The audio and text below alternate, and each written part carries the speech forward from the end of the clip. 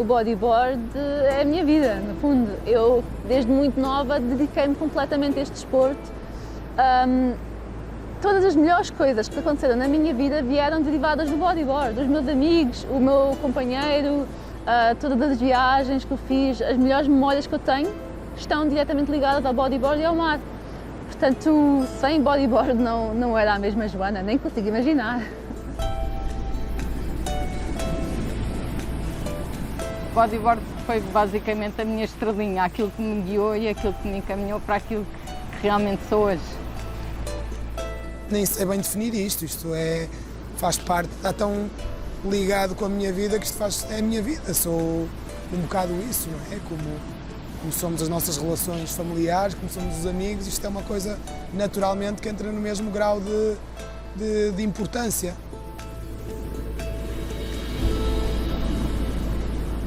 Eu acho que o bodyboard para mim foi a minha estrela, consigo ver como a minha estrela, como foi o meu sol, acho que me iluminou completamente. Eu não sei o que é que seria a minha vida, eu acredito até que não tinha sido tão feliz se eu não tivesse bodyboard na minha vida. Trouxe-me magia, eu acho que o bodyboard é uma coisa especial, é uma coisa que eu faço e limpo por dentro, por fora, fico com mais energia. É vida. Basicamente, é vida, é tudo.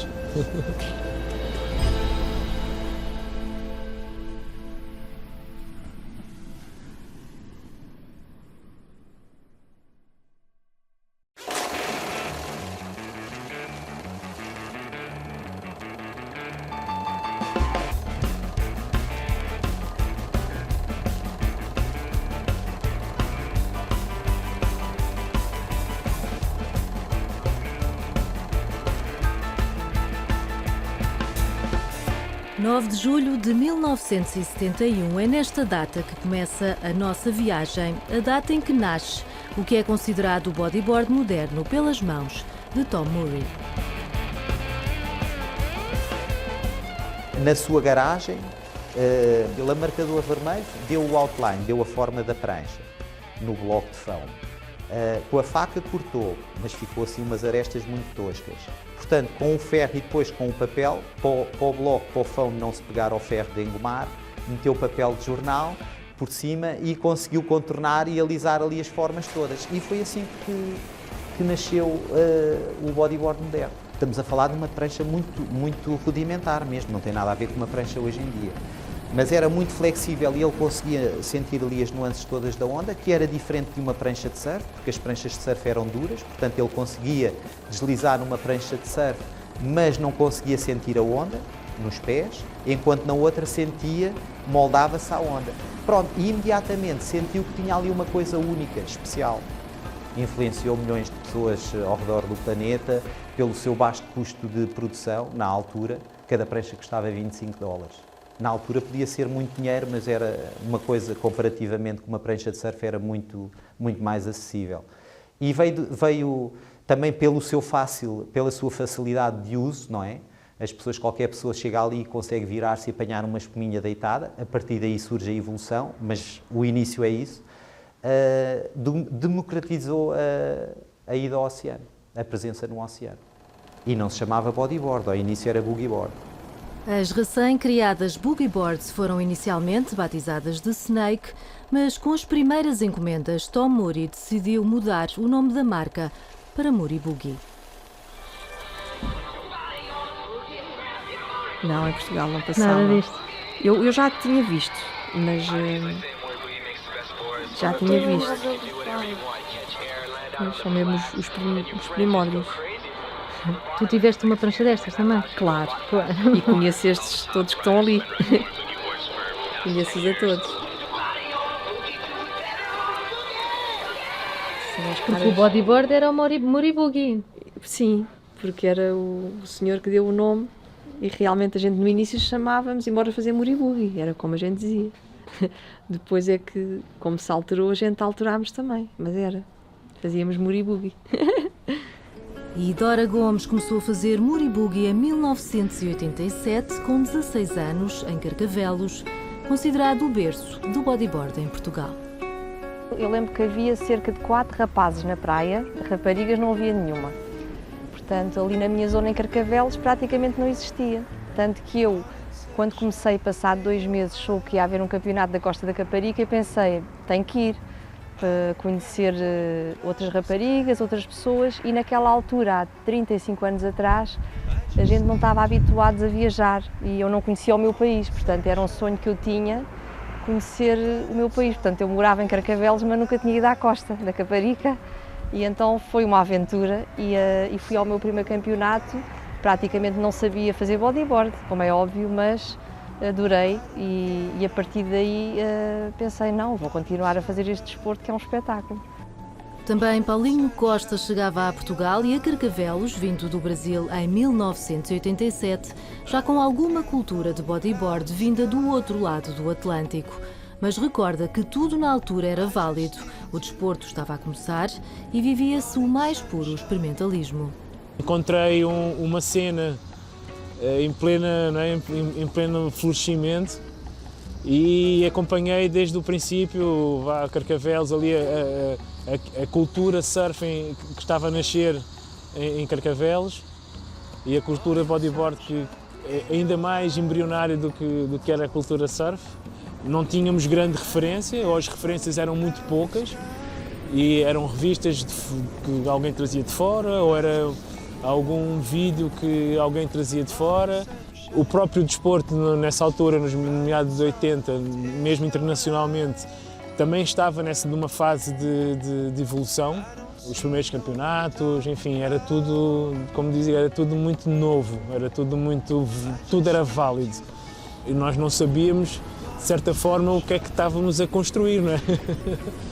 Nos primeiros momentos que eu fui para a água, nunca imaginaria que algum dia eu iria ser campeão nacional, ou correr um circuito mundial, ou fazer um circuito europeu e ser vice-campeão europeu, ou chegar a pipeline e a uma meia-final.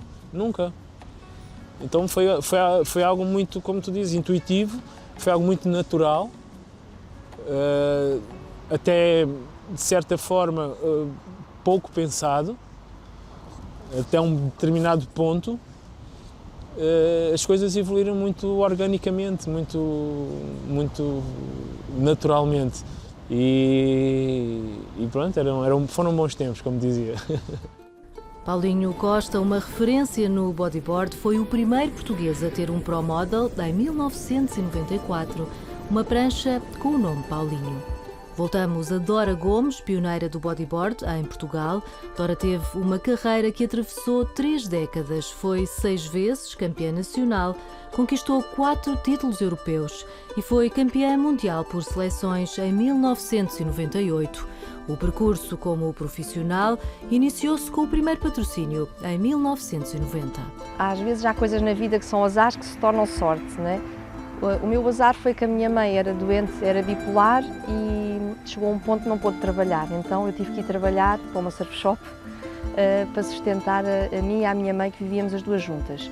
Ora, a partir do momento em que eu tinha que trabalhar, eu queria era ser profissional de bodyboard. E então mandei muitas cartas para tentar arranjar patrocínios. Durante um ano eu devo ter mandado umas 300, ninguém me respondeu, ou tive 3 respostas a dizer que não, mas houve um dia que fui contactada pela Tampax Internacional de Espanha e que me perguntaram quanto é que eu queria para ser patrocinada exclusivamente. E então tudo começou aí. Ora, apanhando essa oportunidade, eu tentei sempre ao máximo também trabalhar a parte de marketing, ou seja, promover-me, e isso fez com que eu conseguisse ser a primeira pessoa no meio do surf em Portugal a tornar profissional há 35 anos atrás no bodyboard. E uma frase que eu me lembro sempre, que o meu patrocinador e treinador me dizia quando eu comecei, ele disse-me: Dora, estás preparada? Vais fazer desporto em Portugal, é discriminado. No desporto vais fazer surf, é discriminado. No surf vais fazer bodyboard, é discriminado. E ainda és mulher, estás preparada? Eu, embora. E foi mais ou menos assim. Nos anos 90, o bodyboard estava no auge e Dora era a estrela maior. Os miúdos pediam autógrafos e, em alturas de campeonatos, Dora tinha de refugiar-se para não perder a concentração e poder treinar. Lembro-me em Sintra, eu ia sempre com uma caravana E então, quando eu saí da caravana e ia ver as ondas, vinham os miúdos todos ter comigo, pedir-me autógrafos e eu, pronto, tinha que me concentrar e tinha ali 40 minutos para observar o mar e decidir a minha tática, onde é que me colocava, as manobras que fazia. Aquilo perturbava-me um pouco. Então eu lembro que eu tinha que arranjei um chapéu assim de palha muito grande e uma canga que metia por baixo e então lá eu disfarçada para a areia para poder ver as ondas e preparar a minha competição, porque realmente naquela altura o bodyboard estava bastante famoso. Outra vez estava na Praia Grande no Campeonato do Mundo e pensei, vou até à Praia Pequena porque está tanta gente aqui e eu quero me concentrar a treinar. Então fui. Cheguei lá e estavam dois miúdos, pai, 10, 11 anos, 12, a fazer bodyboard, as ondas estavam pequeninas.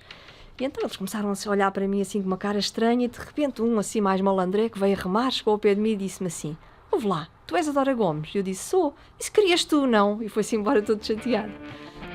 Com o sucesso veio a vontade altruísta de levar mais raparigas para dentro de água e assim surgiu em 1993 o primeiro encontro feminino de bodyboard. Tive sempre uma coisa na cabeça que era, não gostava de chegar à praia e não haver mulheres. E então houve um dia que eu pensei, vou começar a angariar endereços. E um ano, eu mais uma amiga, a Marta Teixeira, decidimos fazer um mailing por correio, mandámos 300 cartas e tivemos 100 participantes. E então organizei o primeiro encontro feminino de bodyboard, que depois fiz 7 e estive sempre ligada à formação ao lado feminino, a motivar as mulheres a dar cursos, a ir às escolas, mesmo no estrangeiro, também fiz no Japão, nos Estados Unidos. E hoje em dia fico muito orgulhosa porque a Catarina Sousa, que começou nos meus encontros, eu fui treinadora dela e hoje em dia ela tem a Boogie Chicks, que é a escola das meninas do bodyboard.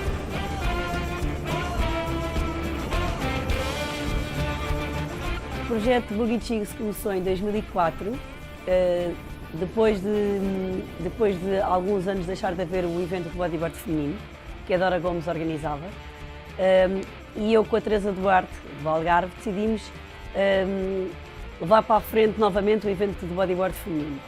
Em 2005 voltámos com o evento, mas achámos que faltava algo mais, então em 2005 surgiu a primeira escola de bodyboard feminino do mundo, a escola Boogie Chicks. Desde esse dia até hoje já se passaram 16 anos e temos mais de 70 alunas aqui na escola. Inicialmente, quando decidi abrir esta escola, toda a gente me chamava de louca, porque como é que é possível abrir uma escola só para raparigas e de bodyboard? A verdade é que nem eu pensei há 16 anos atrás que iria estar aqui 16 anos depois a viver exclusivamente do bodyboard e a conseguir empregar também pessoas para trabalharem aqui nesta equipa. Este ano particular nós já tivemos alguns resultados desportivos muito bons. No Circuito Open tivemos uma atleta que pela primeira vez foi campeã nacional. Foi um ano competitivo muito pensado, muito organizado. O título era um objetivo definido desde o início do ano que tinha definido com a Catarina e foi para o qual eu treinei e foi só o resultado disso. Acho que sou capaz de dizer que se calhar é um dos melhores anos desde que eu entrei no Circuito Open, com mais miúdas, com um nível incrivelmente alto. Não era a mais velha é a Joana, que o ano passado ganhou o 8º título nacional, ou o 7º, e na final deste ano em Peniche tinha uma miúda de 14 anos que ficou em terceiro, fez a melhor onda da bateria, portanto foi mesmo desde a idade da Joana até à idade da Mariana Silva, que acho que era a mais nova que ali estava, que foi à final de uma etapa nacional Open, portanto acho mesmo que o nível está bastante elevado. E é muito bom fazer parte desta nova geração. De Carcavelos viajamos até à costa de Caparica, outro polo do bodyboard em Portugal. Foi lá que Rita Pires e Hugo Pinheiro nasceram para este desporto. Damos voz ao bodyboarder da Red Bull que continua ativo e a apostar nas viagens para explorar novas ondas. A carreira foi acontecendo, fui ganhando vários títulos e depois chegou uma altura que tive a oportunidade, foi depois de fazer o Mar da Calha, aquele conteúdo, um documentário aqui sobre a onda do Bugio. Acho que foi tão bem concebido o documentário e acho que daí tive a oportunidade e a ideia, obviamente com o Miguel Bastos, da Red Bull Portugal, de focarmos mais na produção de conteúdos, uma vez que também já tinha ganho muitos títulos e que poderia focar melhor neste tipo de conteúdos, e era uma coisa que eu adoro fazer, explorar esta cena de viajar e ir conhecer o desconhecido, descobrir ondas novas, é É aquele mistériozinho, aquela coisa que juntamente com o bodyboard e surfar acho que me deixa completamente satisfeito, e muito mais ao fim, depois de ver os conteúdos feitos e realizados. São coisas que também acabam por ficar para sempre, e que basicamente é como se tivéssemos levantado mais uma taça no ar, basicamente. Sem dúvida, quando falamos em projeto, o Mar da Calha foi um dos que mais me marcou por tocar mais uma vez nas minhas raízes e conseguir mostrar um pouco das minhas raízes e esta onda incrível. A Islândia, que foi completamente diferente e fora do normal, porque normalmente eu odeio o frio e ir viajar para um sítio gelado era impensável, mas quando pus o objetivo de ir para lá, descobrir uma onda que talvez nunca tivesse sido surfada nem descoberta, o frio passou-me todo e foi incrível, e o que eu sorri, o que eu aproveitei, o que eu cresci na Islândia, a querer que aquilo acontecesse, e é inesquecível. A Islândia foi sem dúvida inesquecível.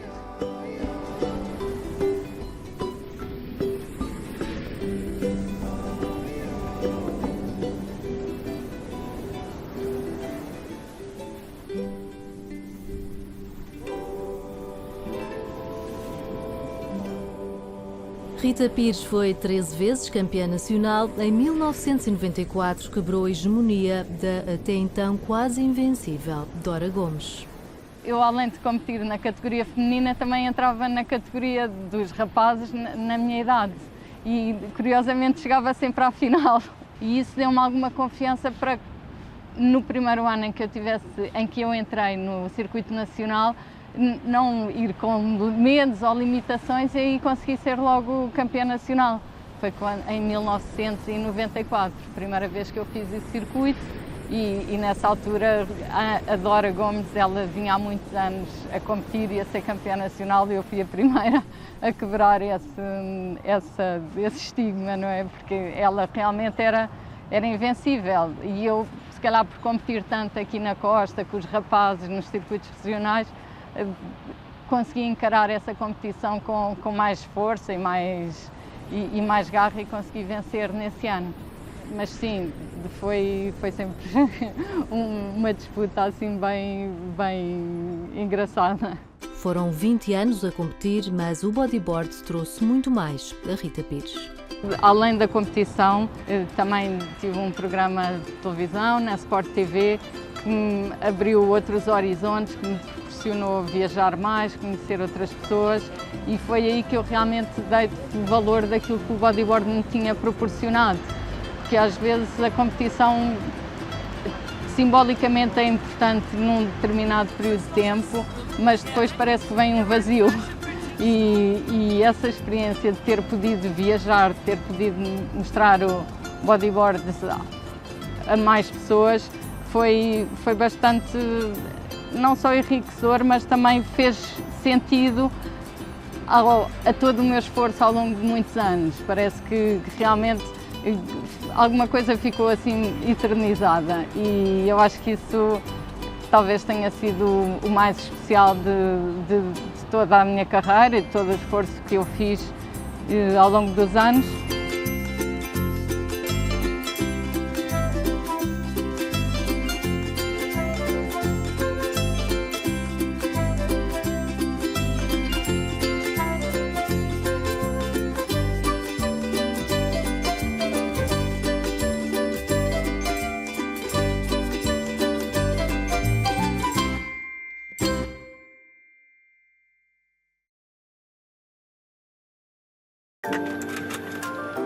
Os anos 90 foram sem dúvida os anos de apogeu do bodyboard, e com o crescimento do desporto em Portugal surgiu a ideia de criar uma revista. José Fonseca e Miguel Simões aceitaram a sugestão de um patrocinador e avançaram.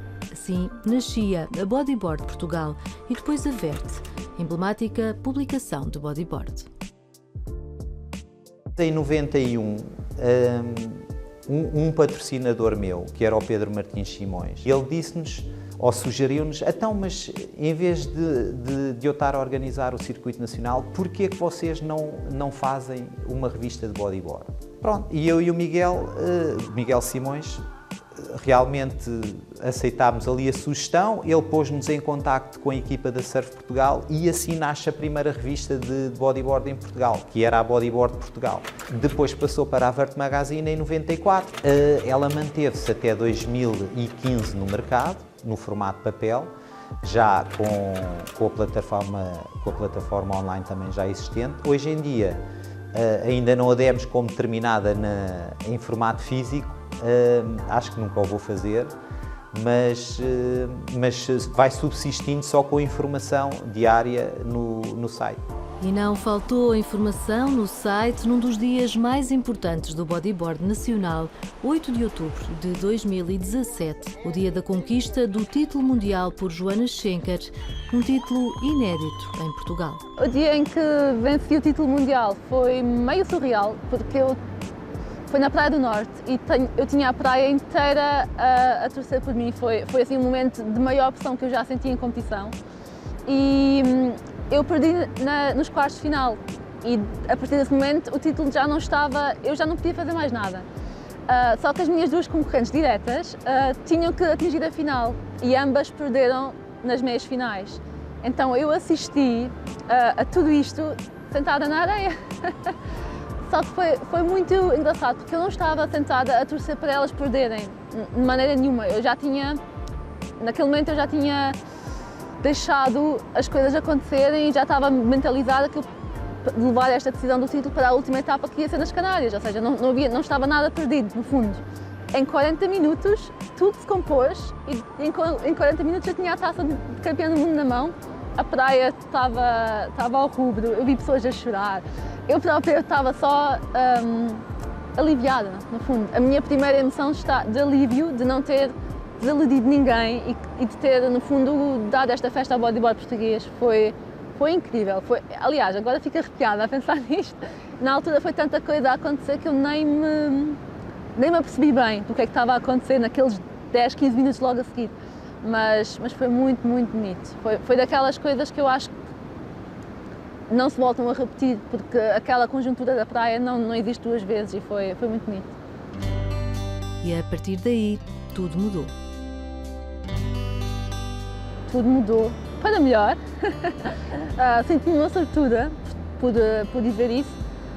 Também foi uma grande honra para mim trazer esse título para Portugal, para o bodyboard português. Foi uma festa quase conjunta, porque eu acho que esse título já merecia estar no bodyboard português antes de mim e ainda bem que foi uma mulher a trazê-lo e fico muito feliz de ter sido eu a fazer um pouco de história em Portugal, não é?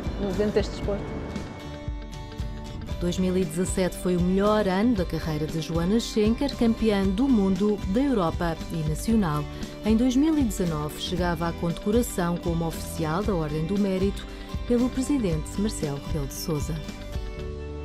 Foi um momento muito importante para o Bispo, porque fui a primeira pessoa, mas o mais importante foi a prova de que todas as minhas escolhas ao longo destes 20 anos de bodyboard foram as mais acertadas, porque houve muitos momentos em que nós duvidamos, será que isto é o futuro, será que vai valer a pena, se calhar devia fazer outra coisa, se calhar devia ir para a faculdade. E naquele momento em que ele meteu aqui a medalha, foi do género, não Joana, tu fizeste tudo, bem feito, tomaste as escolhas certas e foi assim oficial para mim.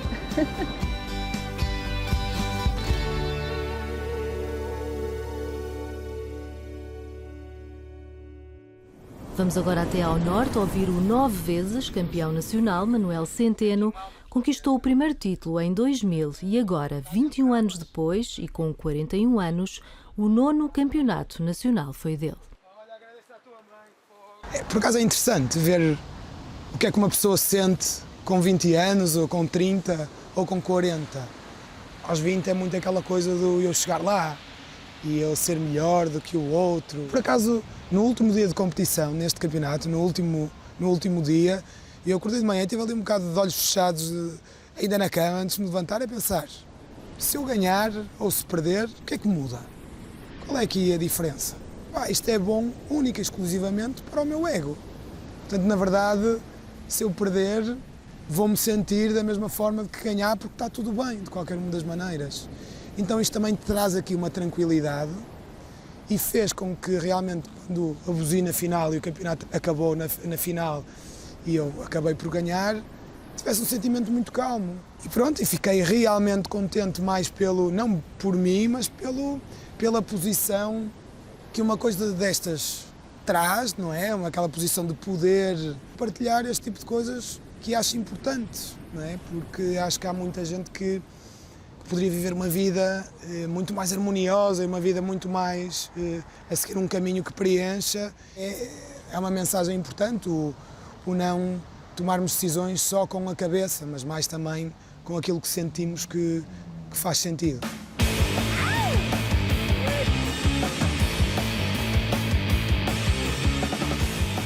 Nem só de competição vive o bodyboard, o estilo de vida e o gosto pelas ondas extremas leva alguns bodyboarders a superarem-se. Em 2009, na Praia do Norte, há ali uma sessão com o Ricardo Faustino e com o Porquito, com o Luís Pereira, e fizeram uma sessão de ondas gigantes. Portanto, essa sessão ficou na história um bocadinho como, sei lá, uma mudança de paradigma, mudou-se ali o status quo do desporto de alguma forma. Estavam ondas gigantes e na altura eles entraram a remar, conseguiram passar para o outside e droparam ondas enormes mesmo, mas uma coisa assim nunca antes vista. Portanto, muito antes da parafernália das motas de água que agora existe ali na Praia do Norte. Ao longo dos anos, obviamente que havia, por exemplo, spots em Portugal e no mundo inteiro que eram dominados por bodyboarders. Ias aos super tubos, só vias bodyboarders, ias a Carcavelos, vias, sei lá, 80% bodyboarders, 20% surfistas. Uma série de spots, os mais pesados, os mais desafiantes, eram dominados por bodyboarders. Porque o que se passava antes, como é que o bodyboard conseguiu reconhecimento? Não foi a fazer rodinhas na espuma, não foi com campeonatos, foi a desbravar coisas que mais ninguém lá ia. Ondas grandes, ondas pesadas, os slaps, portanto aquelas ondas que tu olhas para aquilo e tipo, alguém vai morrer ali. Foi nesse tipo de desafio que nós conseguimos ganhar o respeito de quem partilha o mesmo palco que nós, que são os surfistas. O palco é o mesmo, é inevitável a convivência e também a comparação entre os dois desportos. Obviamente não somos um desporto de massas, não somos um desporto de moda, mas também nunca quisemos ser isso.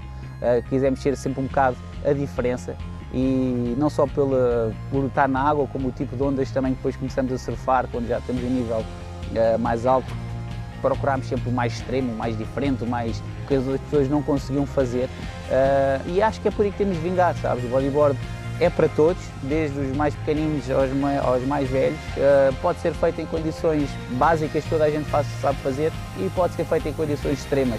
E é isso que o bodyboard tem, é um desporto espetacular e é tão diverso. E eu acho que temos todo o potencial para continuar a crescer e a arrebentar, sem dúvida. Eu tenho assistido a vários momentos marcantes, há mundiais no Havaí todos os anos, ali durante aqueles anos que eu acho que aquilo foi muito intenso, com o Mike Stewart, o Tamiga, os australianos, viver isto é realmente uma coisa espetacular. Isto em termos de história é uma coisa relativamente recente, não é? Mas tenho curiosidade de pensar mais no futuro, não é? Como é que estará o bodyboard daqui a 200 ou 300 ou 400 anos? Como é que são estas questões das ondas? Que picos é que vão aparecer? Que ondas é que vão aparecer? Como é que o desporto evolui? Sinto mais atraído a pensar para a frente do que este bocado que passei. Por agora deixamos esta singela amostra do que tem sido nestes 50 anos, desde a criação em 1971 por Tom Murray. Para assinalar o meio século, José Fonseca reuniu histórias e fotografias num livro, Tribo, com 2 Bs, como o bodyboard é muitas vezes designado. 192 páginas de amor pelo bodyboard. O bodyboard foi basicamente a minha estrelinha, aquilo que me guiou e aquilo que me encaminhou para aquilo que realmente sou hoje. Trouxe-me magia. Basicamente, a vida, é tudo. Foi a minha estrela, consegui como a minha estrela, como foi o meu sol. Sem bodyboard não era a mesma Joana, nem consigo imaginar. O bodyboard deu-me tudo na minha vida, portanto, só tenho a agradecer ao Tom Murray, na verdade, que este ano por acaso nos deixou, mas que eu nunca tive o prazer de conhecer, mas de facto foi... Essa pessoa mudou a vida de muitos, mas a minha em especial.